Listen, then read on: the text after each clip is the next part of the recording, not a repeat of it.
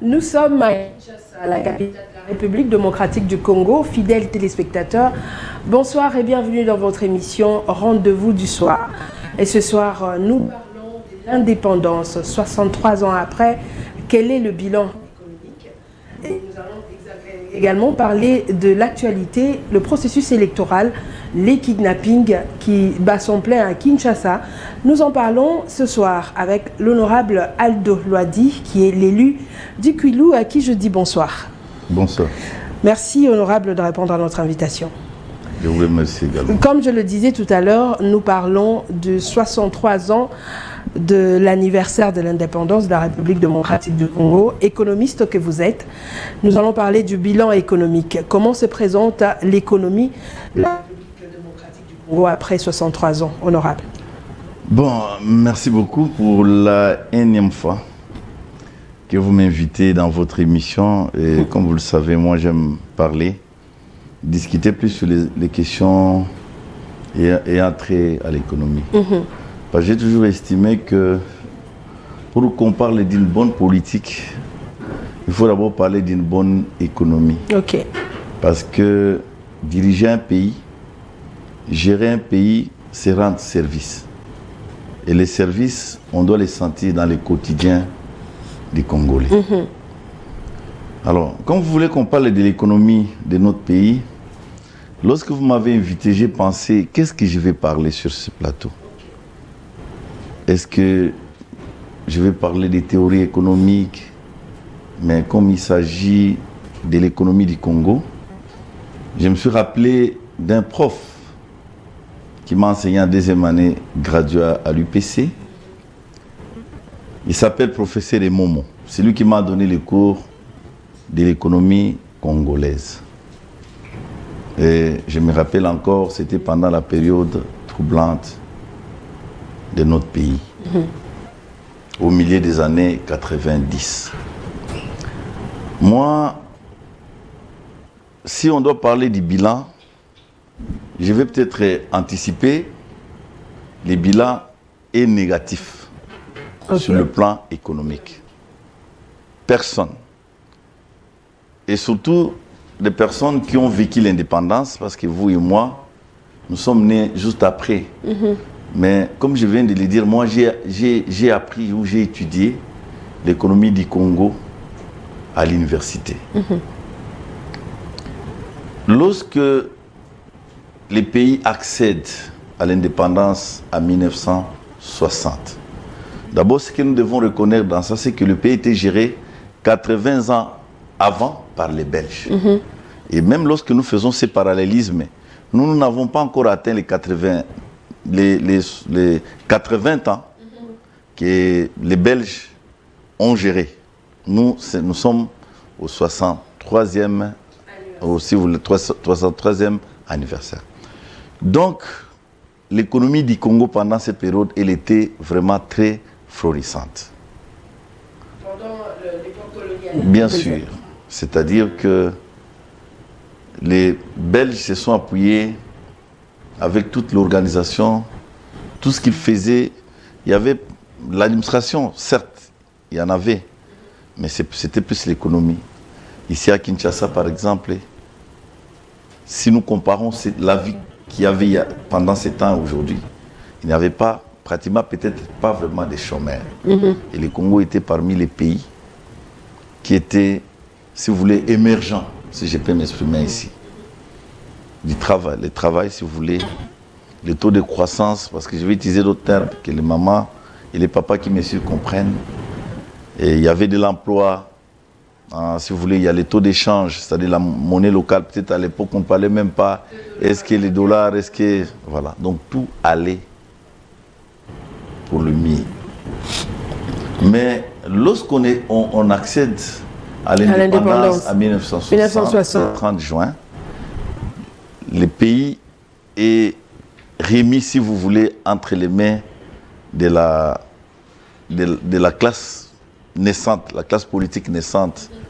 Vous trouverez dans cette classe politique le Premier ministre Lumumba, le président de la République Kasavubu, Mobutu et les autres.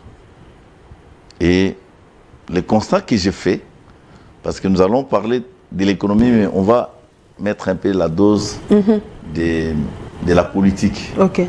Donc l'économie était florissante, comme je l'ai dit. Le Congo était parmi les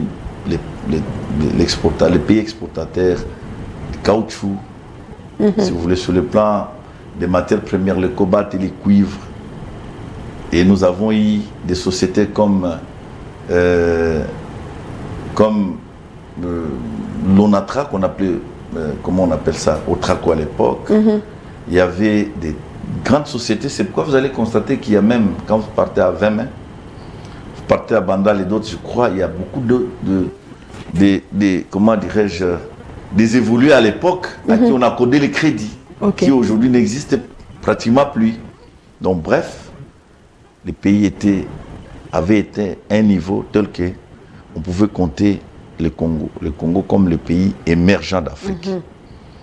Mais lorsque la classe politique qui nous a précédés prend le pouvoir, la difficulté c'est que les 30, on arrive les 4 jours après, il y a mutinerie. On appelait ça à l'époque force publique. En fait, le problème a commencé exactement après. Voilà, la période, on entre, au lieu d'entrer de parler économie, de la gestion, comment maintenir les équilibres macroéconomiques, directement, on entre dans une situation de la violence, de la balkanisation du Congo. Et c'est là où j'ai toujours dit, malheureusement, quand j'analyse les faits, c'est comme un enfant que tu mets au monde, mais tu ne veux pas que cet enfant-là évolue. C'est là où j'ai toujours impliqué la responsabilité de la Belgique, du colon, qui, donc, je m'imagine, ça n'engage que moi. Ils ont abandonné les Congolais à leur triste sort. Non, pas abandonné, mais ils ont voulu seulement que ces pays soient un pays ingouvernable. Ok, donc voilà, dans cette situation, donc l'économie, comme nous sommes en parlant de l'économie, était pratiquement mis de côté. Et tout ce qu'il y a eu après, même le gouvernement Lumumba, pratiquement a traversé des moments difficiles. Aucune politique économique qui a été mise sur pied. Et comme j'ai dit, les 4, on commence cette mutinerie. Le Congo s'embrase. Maintenant, même le président Kasavubu, quand bien même il était un homme honnête, un homme correct sur le plan de gestion, ne pouvait rien faire. Il fallait d'abord avoir comme préoccupation comment unifier les Congos.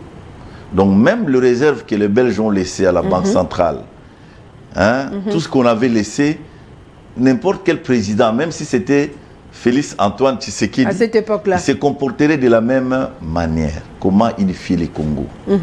Et toutes, si vous voulez, les réserves qui ont été, donc maintenant, tout le monde, même ceux qui ne s'occupaient pas de la politique, maintenant comment il y a l'indépendance, on fête, mais cette période, j'aimerais l'intituler sur le plan économique, c'est-à-dire la période allant de 60 à 73, c'est une période de stabilité économique. Et je vais m'expliquer. Cette stabilité économique, ce n'est rien d'autre que les résultats de la gestion du colon. Les infrastructures, si vous voulez, l'emploi, les taux de chômage étaient faibles. À ce qui concerne l'éducation, la santé, tout allait pour le mieux. Mais ça, c'est les résultats du colon. C'est-à-dire que même lorsqu'il y a eu cette insurrection, cette balkanisation qui était en train de s'opérer, mais sur le plan économique, les Congolais, vous pouvez demander que ce soit les taux de croissance, que ce soit le revenu moyen par habitant, que ce soit les taux, si vous voulez, les taux de chômage, en tout cas les Congolais ne ressentaient pas. Là, c'était en 73. Non, je parle de la période 60. Je divise les périodes économiques de notre pays. Dans 60. Je prends la première période de 60 à 73, 73. 73, voilà. Et nous avons les francs congolais à l'époque, mais je crois que ça doit être à 67 si je ne m'abuse. Il faut que les téléspectateurs me comprennent. Mobutu crée une nouvelle monnaie, je crois 67. Mais cette nouvelle monnaie était toujours forte. Un Zaïre à l'époque valait combien? Des dollars étaient fortes.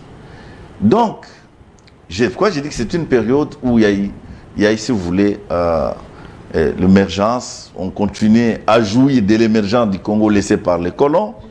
La monnaie était stable, les taux d'échange, on n'avait même pas les taux d'échange flottants. Il n'y avait pas de... Il n'y avait même pas, comment dirais-je, c'est-à-dire vous voulez les marchés parallèles. Okay. Et les déficits, je pense même, n'existaient pas pour que finalement on demande à la Banque centrale de recourir à la planche à billets, c'est-à-dire qu'aux avants de la Banque centrale. Donc tout allait normalement. La mauvaise décision intervient quand? Intervient à 1974. Okay. Le président de la République, d'abord, sur le plan politique, il fait un coup d'État en 1965. Il accède au pouvoir et il fait un effort avec les Belges, les Américains et les Français. Ils arrivent quand même à unifier le Congo. On maîtrise tous les lieutenants de Lumumba. Lui, il était déjà assassiné le 16 janvier 61. Donc, Mobutu, le nouveau régime, maintenant prend place. Voilà. Et les 65, il fait le coup d'État.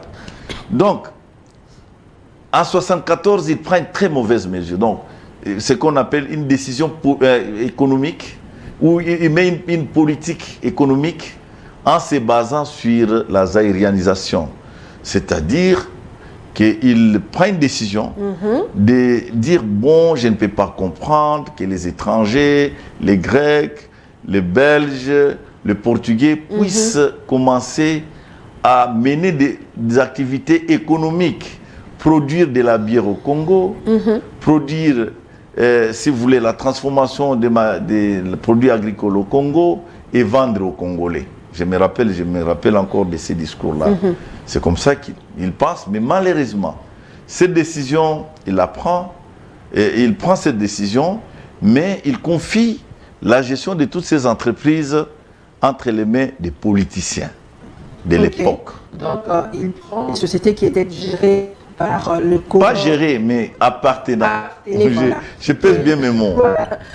Les sociétés qui appartenaient aux étrangers. Aux étrangers, il prend cette mesure de nationalisation des entreprises. Oui, nationalisation. D'accord. Voilà. C'est ainsi qu'il y a d'autres sociétés qui étaient Brazzaville, de Congo, tout ça. Non, pas ça. J'ai dit simplement qu'il prend des sociétés qui appartenaient aux colons, qui appartenaient aux expatriés, et il prend une décision, il dit, bon, aujourd'hui, cette société, vous devez partir. Les camps devaient partir, et que les Congolais, ils ont déjà l'indépendance politique, maintenant ils doivent avoir l'indépendance économique. Voilà, tout est parti de là. C'est là où nous commençons, pour moi, je considère que nous commençons les déclins, ou la destruction, si vous voulez, de l'économie. Il prend ça, il prend cette décision, les sociétés sont entre les mains de Congolais. Mais au même moment, il prend quand même des mesures, d'une part, cette mesure qui est fatale à notre économie, d'autre part, il commence à mener des grands travaux. Je vais citer la sidérurgie de Maluku. Il va commencer, si vous voulez, le projet Inga 1 et Inga 2, c'est 72 d'ailleurs qu'il a commencé. Il s'endette parce que les relations du Congo, pendant cette période avec les institutions de Bretton Woods, pratiquement étaient des relations, des très bonnes relations. Donc le Congo pouvait facilement s'endetter sans beaucoup de difficultés. Il s'endette. Vous allez voir même que lorsque Kabila Père arrive, peut-être beaucoup de gens ne savent pas, il a trouvé, si je ne me trompe pas, je pèse bien mes mots, plus ou moins 7 milliards de dettes laissées par Mobutu, que finalement, mon frère aîné, le premier ministre Mouzito, quand on a parlé, il avait atteint les points d'achèvement avec... Le point d'achèvement, oui. Voilà. Donc, quand il était Premier ministre. Voilà. Donc, et j'ai oublié, je vais revenir un peu. Cette période de 60 à 74, il y avait des choses ou des facteurs qui étaient, si vous voulez, qui étaient favorables à notre pays, et en particulier au régime Mobutu. La première chose, c'est la hausse du prix du cuivre sur le marché international. Et même l'environnement international ne posait aucun problème.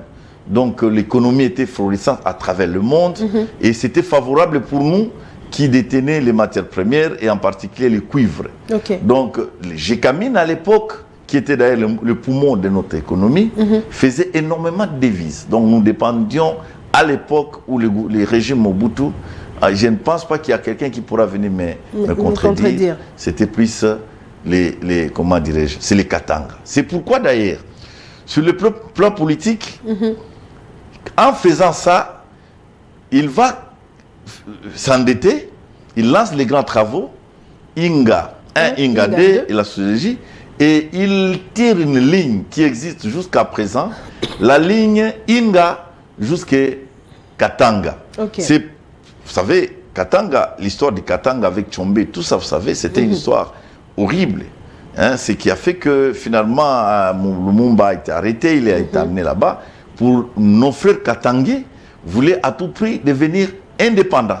Parce que pour eux, la force, ils se disaient que l'économie du Congo est détenue par nous. Ça, c'est sans contestation. Donc, Mobutu, en faisant ça, pour moi, je crois qu'il était très intelligent. C'était pour unifier quand même l'Est et l'Ouest. Et voilà, l'Est et l'Ouest, de sorte qu'à un moment donné, que Lubumbashi aussi, les Katanga puissent aussi dépendre de l'énergie qui vient de l'Ouest, du Bas-Congo. Voilà. Et voilà, les choses marchent. Ça, c'est une parenthèse que je voulais ouvrir, que je ferme. Alors maintenant, j'ouvre cette parenthèse et je la ferme. Donc, ce qui a fait les deux facteurs qui étaient favorables au régime Mobutu. Et à la première période que j'ai parlé. Deuxième période, après cette mesure des organisations, finalement, que moi je considère que c'est le début des déclins, mais au même moment, il commence les grands travaux. Maluku, si vous voulez, Inga 1, Inga 2, CCIZ à l'époque, si vous voulez, et ils s'endettent. Encore? Non, ils s'endettent pour faire tout ça, parce qu'il n'y avait aucun problème. Mais au même moment, il y a maintenant un autre facteur défavorable pour notre pays, pour l'économie de notre pays. C'est le choc pétrolier qui arrive, je crois, entre 74, 75, 65. Donc le prix du pétrole triple, quintuple même. Et ça, lorsqu'on se trouve dans cette situation, pour un ingrédient économique que vous ne maîtrisez pas, que vous devez déployer beaucoup d'efforts, que vous devez utiliser beaucoup de devises pour acheter, ça pose des problèmes. Et pendant ces temps qui commencent ces travaux, la mauvaise gestion et les déficits budgétaires commencent à naître. Ça, c'est en quelle année comme ça? Je parle maintenant de la deuxième période. D'accord. Que j'ai intitulé, en fait, la deuxième période de 74 à 82. Ok. Hein? Donc, la situation économique commence à se détériorer. Voilà. Bon, j'ai dit, on commence maintenant à détruire ce que les Belges ont construit. Quand bien même lui-même commence les grands travaux.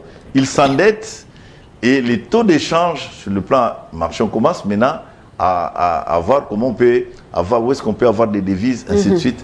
Mais toujours, Gécamine continue toujours à tenir, à fonctionner. Voilà. Donc c'est cette période-là.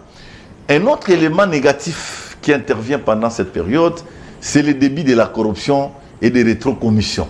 Vous comprenez? Donc voilà un peu... C'est pendant cette période-là que la corruption a pris place. A commencé à naître. Hein, et rétrocommission, et finalement les Congolais commencent, et la mauvaise gestion commence à s'installer. Hein, maintenant, parce que c'est les Congolais, ils sont devenus indépendants, personne ne peut dire quoi que ce soit, et Mobutu, le grand président, donc, et l'économie commence à laisser place, hein, à, comment dirais-je, à la politique. C'est pourquoi vous allez voir d'ailleurs, si quand je parle de 74 en 82, c'est en 82 que Papa Tshisekedi Etienne, qui était le bras droit, qui était député, qui a été ministre, va claquer la porte avec les 11, si vous voulez, je crois, on les appelle les 12 députés qui ont claqué la porte, c'est en 82. Ils ont dit non, non, nous estimons que cette deuxième période, des 60 jusqu'en 73, les choses ont semblé marcher. Mais des 74 jusqu'à maintenant, nous pensons que le pays est en train de sombrer.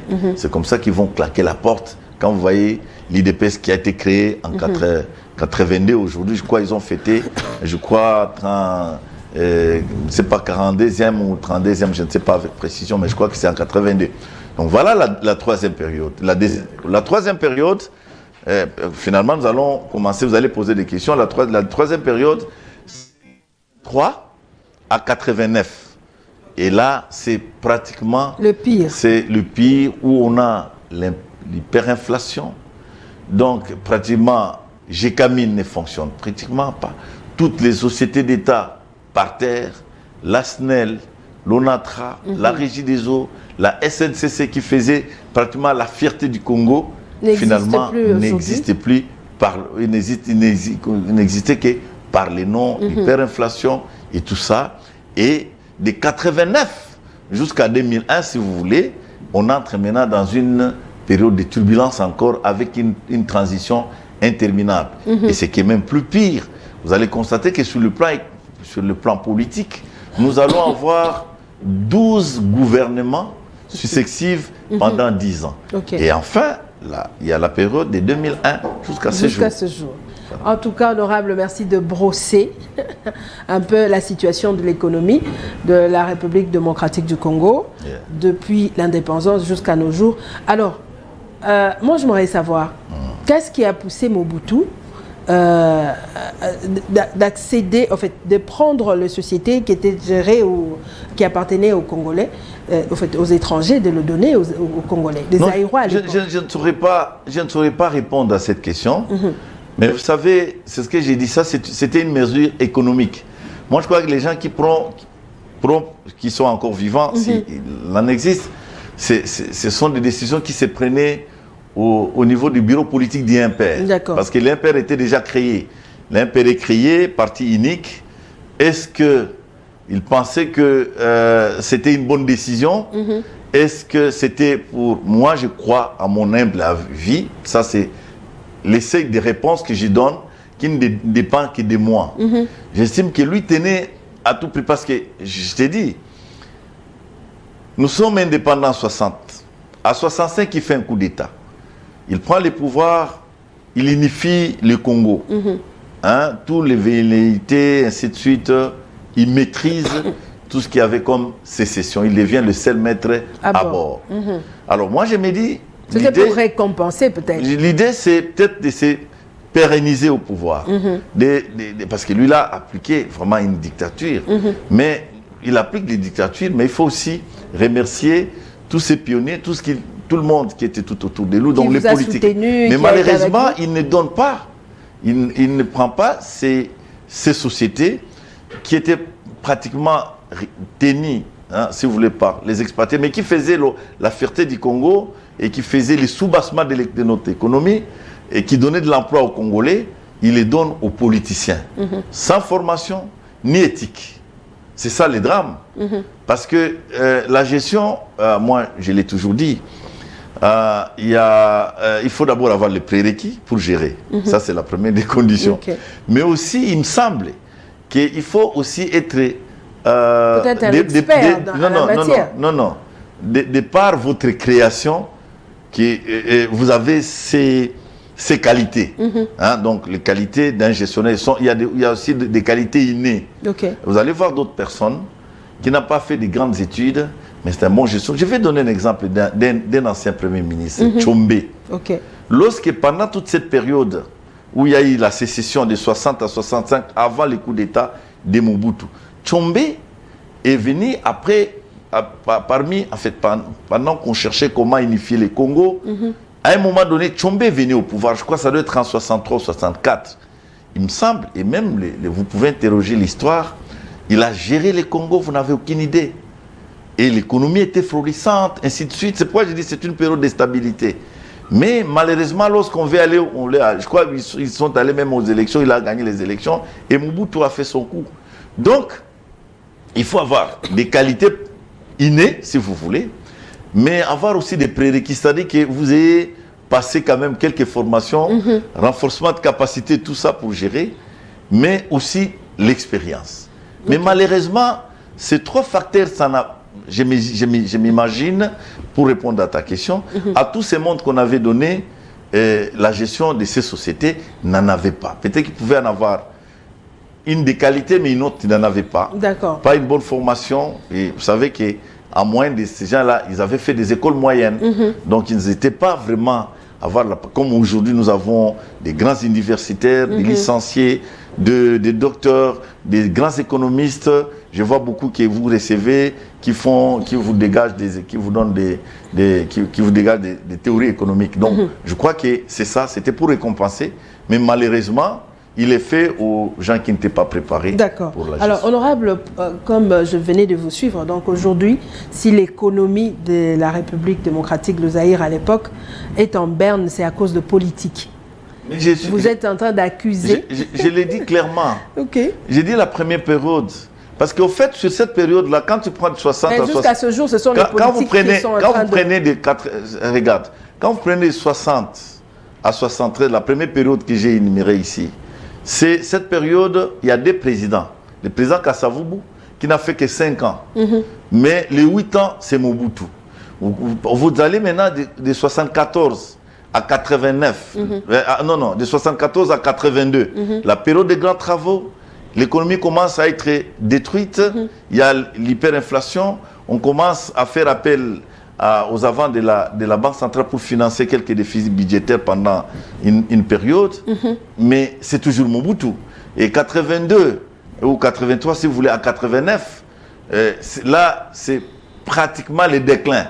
Destruction, stabilité, destruction, déclin, et l'autre là-dedans. Vous voyez que tout est... Et là, c'est pratiquement... C'était les Dialélo, si vous voulez, avec Mobutu. Et pour que tu sois nommé, tu dois être un grand militant d'impère et tu dois vraiment prouver que tu es fidèle au président fondateur et que tu gires fidélité, loyauté, tout ça. Sans tenir compte des qualités, d'expérience, de comment on appelle, de bagages intellectuels. Quelle politique? Non, les bagages, on peut en avoir. Mais quelle politique? Vous n'allez pas prendre, par exemple, je ne sais pas, je m'excuse, je n'aimerais pas aller plus loin. Mais, bref, voilà un peu le problème. Donc, Mobutu avait mis plus l'accent sur l'aspect politique pour se maintenir au pouvoir et laisser.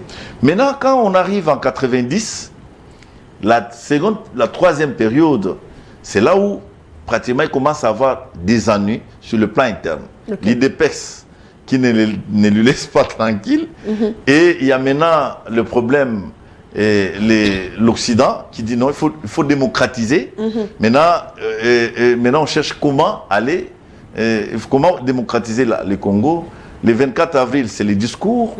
Et il y a une sous-période de 89, si vous voulez, à 2001, dont je parle. C'est une longue transition parce qu'à ce moment, vous allez voir qu'il y a aussi le président Mouzé qui arrive au pouvoir. Donc cette période-là, c'est une période où pratiquement il y a de la turbulence, il y a la conférence nationale et ensuite un autre coup qui va frapper le Congo sur le plan économique, parce que nous parlons économie. 74 réalisations ou nationalisation, mais 90, 91 après le discours, il y a pillage. Voilà. Des pillages qui viennent finalement donner un coup fatal à notre pays. Et 91, si vous voulez, avec tout ce qui s'est passé à Lubumbashi, comment on appelle, comment dirais-je, avec les massacres de Lubumbashi, et c'est la rupture avec l'aide bilatérale et multilatérale avec le Congo. 92, donc rien, Mobutu, il est isolé. La communauté internationale se débarrasse de lui, les lâche, comme tu le sais. Et maintenant, on a chaque 3-4 mois un autre gouvernement. C'est Papa Tshisekedi qui vient, c'est Mungulu Diaka qui est nommé, c'est... Finalement, d'abord on avait commencé avec Lunda Bululu, on est allé avec Mulumba Lukoji, après Mulumba Lukoji c'est Papa Tshisekedi qui arrive à la veille des élections, et après c'est Ngouz Karliband, après c'est Mungulu Diaka, et après il rentre encore dans l'IDPS pour prendre, il y a notre Premier ministre qui avait fait une réforme monétaire qui avait pratiquement échoué parce que finalement, en 90, 91, si vous voulez, et on avait des aires-monnaies qui avasinaient des billets de 5 millions, qui avaient fait même beaucoup de dégâts sur le plan social. Donc, c'est une période des turbulences. Et cette période, finalement, en 97, finalement, c'est la révolution de la FDEL.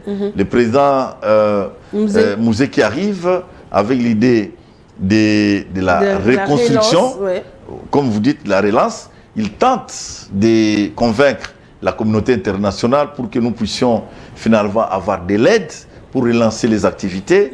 Il parle d'un plan que lui-même a appelé le plan de la reconstruction du Congo. Il y a le service national mais là aussi, il tente de s'adresser à la Belgique. J'avais parlé même sur une autre chaîne. On organise, je viens de terminer l'université, on organise un forum en Belgique pour que les amis du Congo puissent contribuer. On lui propose, je crois, si je ne me trompe pas, dans les 30 millions ou 300 millions de dollars. Il dit non. Il demande au ministre de rentrer parce que lui, il estimait qu'il fallait des milliards. D'abord, nous avons 7 milliards de dettes qu'il faut rembourser.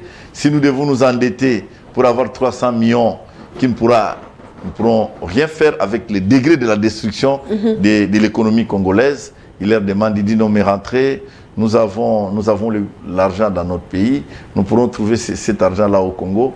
Et bref, finalement, il y a l'assassinat qui intervient les 17, comment dirais-je, les 17 janvier. Non, le 16 janvier. Le 16. Et le c'est Kabila fils qui accède, et cette période de Kabila qui va de 2002 jusqu'à ce jour. Jusqu'à ce jour, voilà.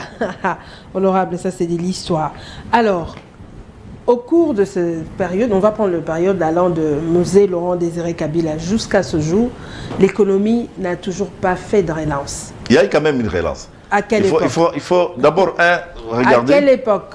Je m'en vais vous dire. Vous savez, nous, l'économie, je l'ai toujours dit, ce n'est pas l'économie. Il faut avoir du sang. À quel moment? Mais j'ai continué, laisse-moi m'exprimer. D'accord. Mais vous savez, d'abord, s'il faut parler en termes économiques, la période dont j'ai parlé, on avait en moyenne les taux de croissance, je ne sais pas si ces chiffres je donne avec exactitude, en moyenne 2,5 de taux de croissance. Lorsqu'on arrive, la deuxième période dont je vous ai dit, selon les écrits, en fait, selon ce que je détiens, on commence même à décroître. Donc on commence à avoir un taux de croissance à la baisse de 4,5. Mais vous savez que de 2002 jusqu'à ce jour, en 2014, par exemple, le Congo, à moins que ce soit des chiffres manipulés, on a eu même un taux de croissance sous Matata, un taux de croissance de 9,5. Okay. Ça, moi j'aime être correct ce que je dis. Donc on peut dire que pendant cette période-là... Donc j'ai dit que la période, ça a commencé avec Mouzito. D'ailleurs, il y a eu quand même une reprise. Il faut être correct. Okay. Vous allez constater qu'il y a des sociétés de télécommunications qui sont RTL, qui ont commencé à donner du travail aux Congolais. Okay. Il y a des banques aujourd'hui, à la période pratiquement, si vous voyez, la période, c'est 89, si vous voulez, 90 jusqu'à 91, il n'y avait pratiquement plus de banques. Il y avait 2 ou 3.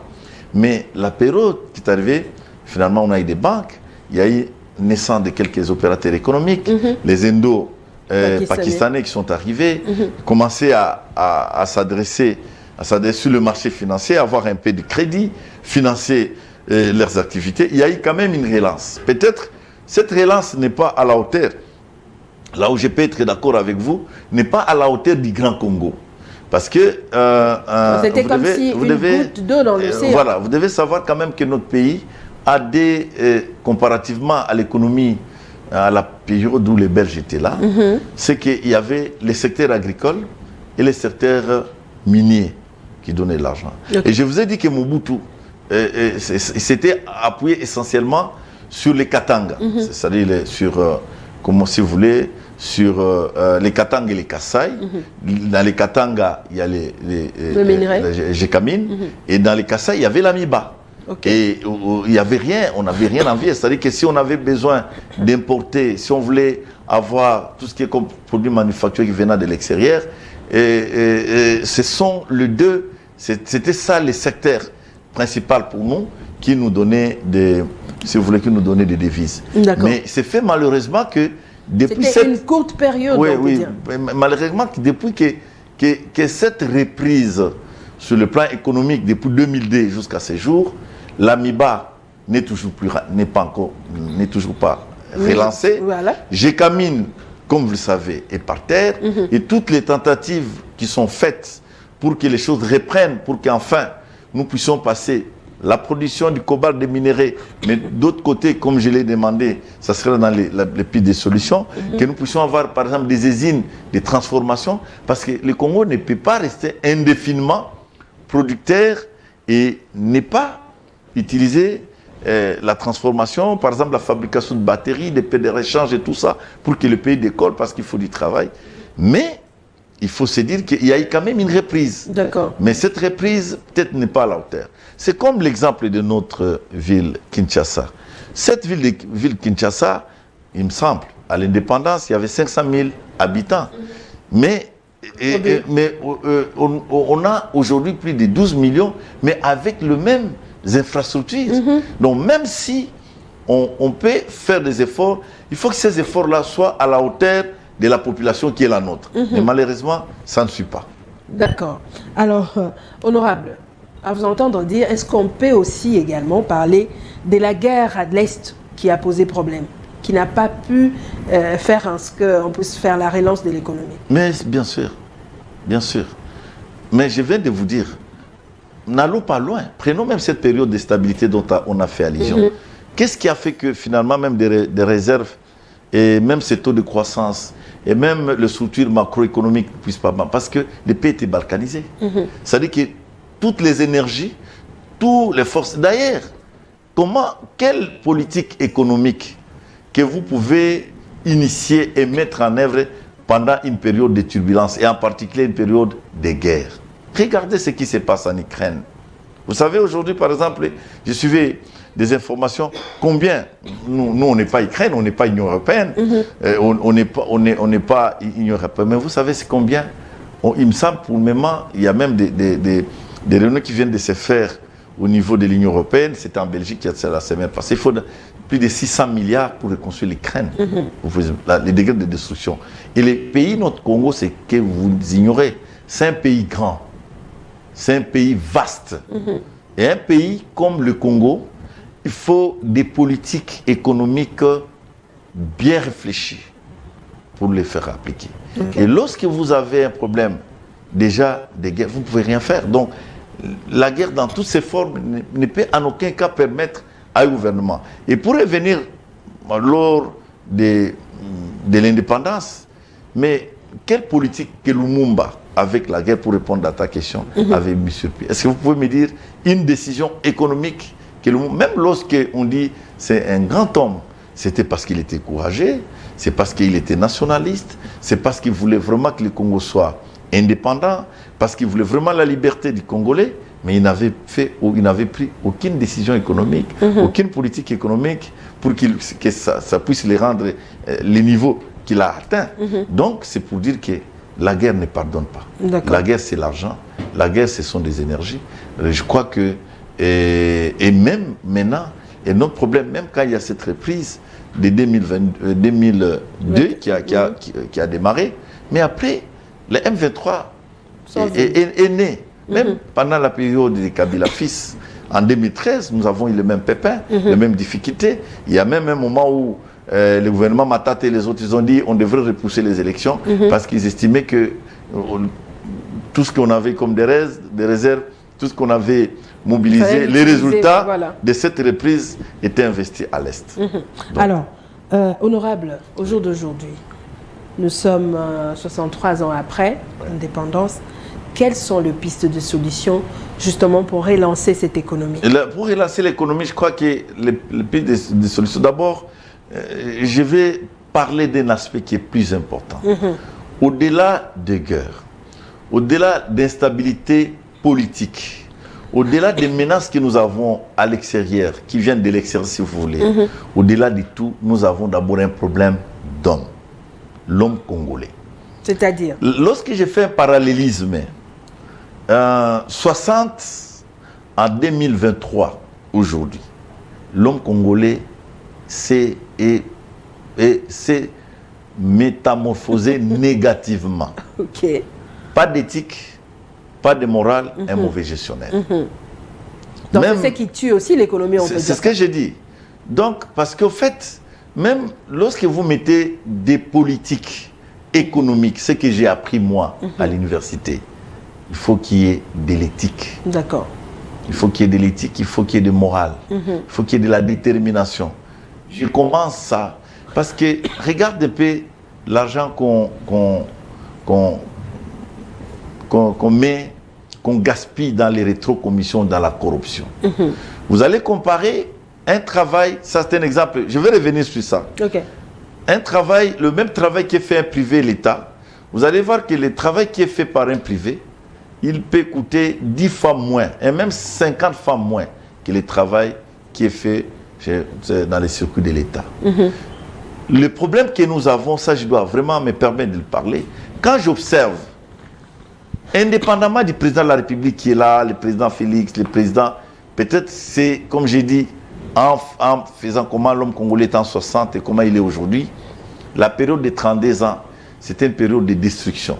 Et un autre coup fatal qu'on vient de vivre, c'est de 2002 à 2018. Non, cette mentalité erronée a encore,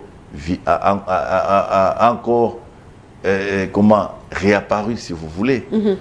Parce que un homme politique, un gestionnaire qui n'a pas d'éthique, il ne peut en aucun cas, même si vous prenez une bonne décision, mais dans l'application, ça posera toujours des problèmes. La corruption, la mauvaise gestion et les rétrocommissions, c'est ce qui pose un problème. Donc pour moi, je crois que la première des choses, si tu me poses la question, c'est il faudrait absolument que l'homme congolais se transforme. L'homme congolais, les diplômes, la différence, et pourtant, en 60, on avait à peine 3, 4, 5 universitaires. Aujourd'hui, on en a des milliers, même derrière des maisons. Maintenant, il y a des universités. Si tu pars chez moi, dans les Gungu là-bas, il y a des universités. Il y a même d'autres hommes politiques de mon territoire qui sont allés faire des promesses, qui vont construire des grandes universités là-bas, poser Donc, les universités sont parties. À Mukedi, tu vas en trouver. À Gungu, vous allez en trouver. Même chez le président Rombo, comment dire, à Kingajima, même dit Caldo, tu sais, on vient de mettre une université. Donc aujourd'hui, nous avons des universitaires, partout. Mais le problème, c'est l'homme. L'homme congolais qui n'est pas transformé. L'homme congolais qui n'est pas l'éthique. Vous savez, par exemple, bon, peut-être que ça va vous surprendre, tu sais pourquoi l'université protestante avait créé la faculté de l'économie, nous sommes les premiers pionniers. C'est parce que l'église du Christ avait constaté à un moment que rien ne marchait. Avec tout ce qu'il y a eu la période dont je vous ai fait, j'ai fait allusion, de 83 à 89, l'université protestante a ouvert pour former des gestionnaires ayant l'éthique chrétienne. Ce sont ces gestionnaires que le Congo a besoin. Ça, c'est le premier problème. Le deuxième problème que nous avons, qui est aussi le plus important, parce qu'on peut avoir de bons universitaires, on peut avoir des hommes bien formés par l'UPC, d'éthique chrétienne, mais lorsque il y a la guerre, lorsqu'il y a l'instabilité politique, rien ne peut marcher. Alors, c'est pourquoi j'ai dit que l'homme politique, mauvaise, pas de morale, pas d'éthique, corrupteur, corrompu, mais il y a aussi un autre problème de l'instabilité politique. Aujourd'hui, il est dans tel parti, il est dans tel autre parti, demain il est dans tel parti, il était... Donc bref, c'est ça. Deuxième problème, ce que je viens de dire, c'est l'instabilité, c'est-à-dire que la guerre. Si on termine la guerre et qu'on a la guerre, maintenant, il faut mettre en place des bonnes politiques. Les bonnes politiques veulent aussi que nous créons des infrastructures. Des infrastructures routières. La relance aussi de la GECAMI, comme vous allez je l'ai dit, nous avons des terres arabes qu'il faut mettre des bonnes politiques pour éviter que le dollar que les Congolais produisent, qui met dans les pots, puisse permettre pour aller chercher encore des maïs, comme j'ai appris avec le vice-premier ministre qu'on devrait aller acheter du maïs en Zambie. Et comme si la Zambie avait une autre terre et le Congo en avait une autre. C'est la même terre, dans les mêmes conditions, mais les Zambiens sont organisés, structurés. Les Sud-Africains sont organisés moralement et structurés. Les Congolais ne sont pas organisés. Il faut que nous puissions mettre des politiques économiques adaptées à notre réalité. Qu'est-ce que les Congolais mangent? C'est les maïs, les maniocs, les ignames, je ne sais pas quoi. Il faut mettre ces politiques-là. Il faut donner du travail aux Congolais. Et une chose qui est plus importante, quand bien même j'ai dit tout ça, que Mobutu est mauvais, tout ce qu'on peut dire sur le plan économique, il n'avait pas cette qualité-là. Mais je vous ai dit, il a entrepris des grands travaux, jusqu'à créer, de laisser Inga 1, Inga 2. Ça, c'est quelque chose, je ne sais pas, je lui dis encore merci, là où il est, hein, qu'il repose en paix. C'est un investissement. Aujourd'hui, vous ne pouvez rien faire à travers le monde sans énergie. Cette énergie, ce que je vais demander au chef de l'État pour son deuxième mandat, de voir comment, il vient déjà de mettre du courant chez nous, à Kakobola. Le courant est en train d'être transformé, le courant de Kakobola. Si nous pouvons avoir comme ça des centres, comment si vous voulez, des centres, des barrages, si vous voulez, en énergie électrique à travers le Congo a beaucoup de cours d'eau, mais aussi transformer encore cette énergie de Yinga pour donner à d'autres provinces, pour que le taux des desserts qui est à 14% jusqu'aujourd'hui puisse s'étendre à travers la République. Donc, le Congolais lui-même, d'abord, qui doit se transformer à tous les niveaux, dans tous les services de l'État. Deuxième, mettre fin à la guerre de l'Est. Troisième, mettre des politiques, des bonnes politiques qui s'adaptent. Et ces politiques, comme vous dites, il faut viser de l'emploi. Parce que pour qu'on puisse parler de nouveau, on parle encore de nouveau de la classe moyenne, il faut du travail. Les travail, on doit les trouver où? C'est à travers des sociétés. Et moi, je demande au président de la République, dans le deuxième mandat, de faire quoi? C'est de transformer, c'est-à-dire de chercher à avoir des sociétés de transformation. Et ne pas seulement continuer à exporter notre cuivre, notre cobalt et coltan, non, mais de voir qu'est-ce qu'on peut faire avec notre or, que nous puissions mettre à la disposition des gens. Parce qu'à ce moment-là, nous aurons une valeur ajoutée importante. Donc voilà un peu. Et sur le plan de l'agriculture aussi, créer des sociétés qui peuvent nous aider à transformer, créer des PME de gauche à droite. Voilà, donc c'est ce qui peut permettre à notre pays de décoller. D'accord. Alors, honorable, merci beaucoup d'avoir décortiqué cette partie de l'économie de notre pays. Alors, nous changeons de chapitre, nous parlons processus électoral. Vous êtes acteur, nous quittons l'économie. Donc, mais j'aimerais quand même dire que, pour mettre quand même un terme sur ça, donc ce malheureux, ces bilans sombres que je viens de détailler, je n'ai pas voulu entrer dans les détails pour utiliser des gros mots en économie, on n'en a pas besoin. Nous avons compris. Ici, il faut que les gens comprennent. Donc, le problème, et les pistes des solutions sont là. D'accord. Donc, voilà. D'accord. Alors, parlons processus électoral. Vous êtes également un acteur politique et vous êtes candidat à la députation de chez vous, là-bas. Ouais. Vous êtes élu du Kwilu. Ouais. Adolphe Muzito, vous l'avez suivi. Nous allons prendre l'élément tout à l'heure là. Ouais. Juste après, il a été reçu par le président de la CENI. Il y a les quartos, comme on les appelle. Martin Fayulu, comment il s'appelle Natata Pogno et les autres ont été également reçus. Ils sont en train de revendiquer les fichiers électoraux, la révision. Muzito dit qu'il ne va pas aller aux élections si les autres partis du pays est en guerre. Donc il demande à ce que, comme on peut déjà l'insinuer, un dialogue avant d'aller aux élections. Qu'est-ce que vous en pensez par rapport à toutes ces tractations autour de l'élection? Est-ce qu'il y aura élection? Bon, élection, il y en aura, ça c'est sûr. Parce qu'on ne peut pas vouloir, je t'avais déjà répondu à cette question, on ne peut pas vouloir une chose et son contraire. Vous ne pouvez pas demander au président de la République de respecter la Constitution et au même moment vous voulez qu'on ne puisse pas aller aux élections. Il partira de quelle manière? Il n'y en a pas.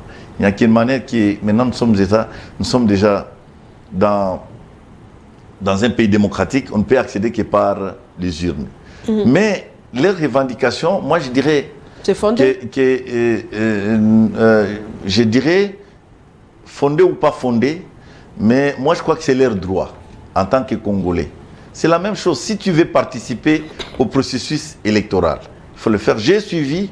Moi, je vais te répondre en disant, le président de la CENI avait dit, vous savez que la première revendication qui était avant, c'était que lui part, n'est-ce pas? Et c'était ici aussi, j'ai intervenu, j'ai dit, moi, j'avais eu l'occasion de les rencontrer dans des échanges entre partis politiques et la CENI, et j'étais désigné par le président Foumani pour représenter la DD. Il avait dit, oui, je vais bien. Vous voulez que moi je parte. Mais vous savez, qu'est-ce qui peut se passer si aujourd'hui, moi et toute mon équipe, nous décidons de démissionner? Donc c'est ça. Mais, Dieu merci, aujourd'hui, tout le monde est unanime. Personne. La société civile à travers l'Église catholique protestante, l'opposition et le pouvoir, tout le monde maintenant est unanime que c'est Kadima qui est le président de la CENI. C'est déjà une avancée.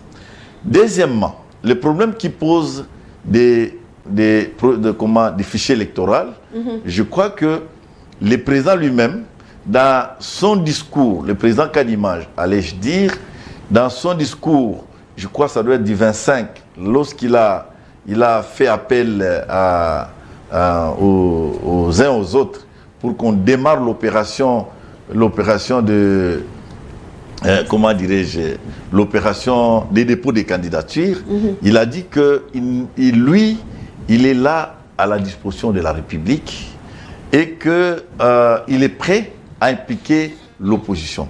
Donc la démarche du président Mouzito s'inscrit, comme lui il est de l'opposition, dans ces échanges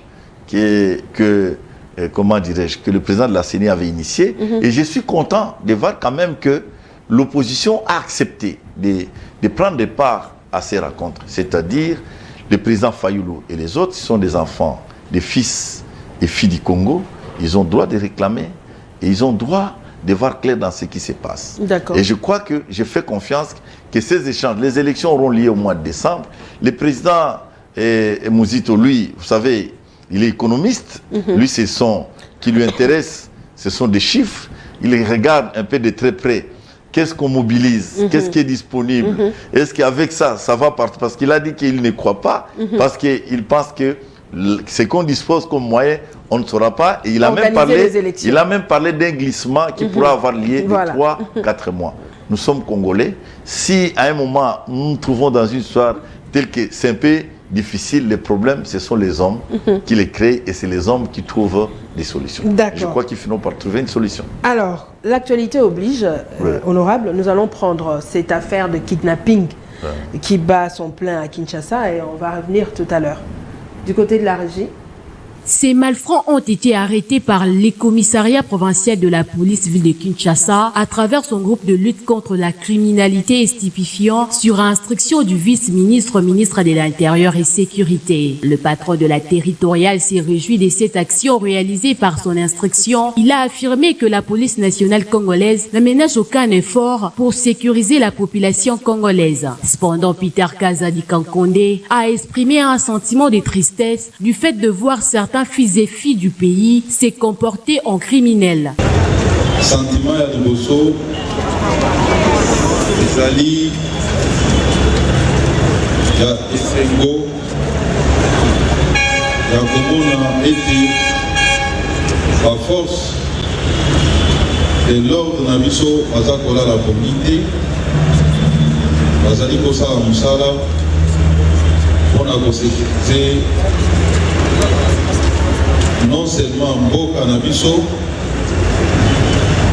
kasi kosécurize bana mboka na biloko na bango. Réaffirmant sa détermination à éradiquer complètement l'insécurité sur l'ensemble du pays, le vice-premier ministre de l'Intérieur a ému le vœu de voir ces malfrats être jugés publiquement dans l'ancêtre du battement de la territoriale. D'après la police nationale congolaise, ces bandits qui opèrent avec des motos et voitures communément appelées ketch sont spécialisés dans le vol, les kidnappings et l'extorsion. Certains d'entre eux ont même commis le meurtre, précise la police. Il s'y est de noter que la police nationale congolaise... Alors, honorable, vous avez suivi avec moi les bandits qui ont été présentés devant le ministre de l'Intérieur. Ce n'est pas une première fois. On a toujours vu ça. Le matin, on vous montre, ce sont ces gens-là qu'on a arrêtés. Après 2-4 mois, les mêmes personnes qui sortent et recommencent. Qu'est-ce qu'il faut faire alors pour arrêter tout ça? Bon, j'en profite d'abord pour féliciter les collègues. Vous savez, c'est un député provincial qui a été élevé par le chef de l'État comme ministre, le vice-premier ministre. Donc, bravo à lui. Bon, sur l'insécurité, je crois que c'est la violence. J'ai toujours dit, moi, j'ai toujours condamné la violence dans toutes ses formes. De par ma religion, mon église, je suis ménonite. Et les ménonites, ils sont caractérisés par la non-violence. Ça, c'est un. De deux, je vais constater une chose, c'est que c'est devenu des trop et des trop. Non. Je me pose, et tout ça, vous n'allez pas me contredire, c'est le manque à faire, pas de travail. Les chômages sont pleins. Mais ce n'est pas parce qu'il n'y a pas de travail et que maintenant, à la place, il faut utiliser la violence pour se faire justice. Non. Pour aller voler, détruire et créer la désolation tuer dans les même. familles, tuer. Donc je crois quand même que là, donc il y a les responsabilités.